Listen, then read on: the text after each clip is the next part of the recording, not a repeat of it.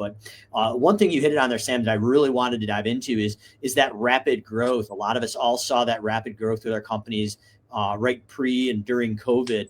And that's something that you've been literally from that point on, being a young guy, like literally you've been in, for lack of better terms, that chaos that at least in my business, when we're double and tripling in sales, even 40, 50% after cancellation, the wheels kind of feel like they want to fall off that wagon a little bit. So I know you've been double and tripling size year after year. So what is that like in the organization? And do you have any words, suggestions or word to the wise if somebody's starting to come down that path right now?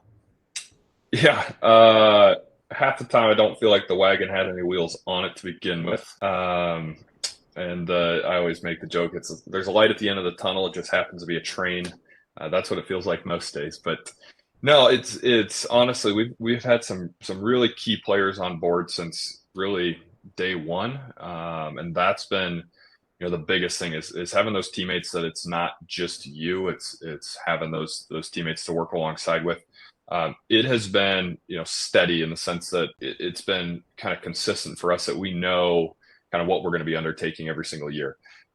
It's not easy. I think making the jumps in the early years from, $500,000 to $1 million and $1 million to two and a quarter, maybe I think we did. Making those jumps were fairly easy. A little bit of stress in the systems, but it's really where, a couple of key leaders can manage it. You move into, going from two and a quarter to 4.5 or a little bit more. That's no longer at the size where adding one key team member can just manage that, especially because we're fairly broad. We're commercial maintenance, self-perform pretty much everything, a little bit of sub snow, but not much.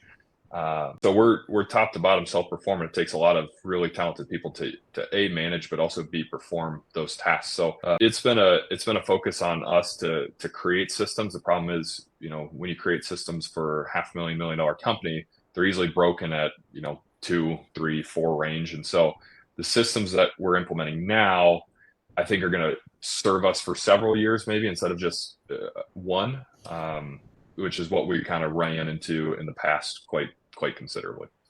Yeah, I can relate, especially the early days of SimpleGrowth.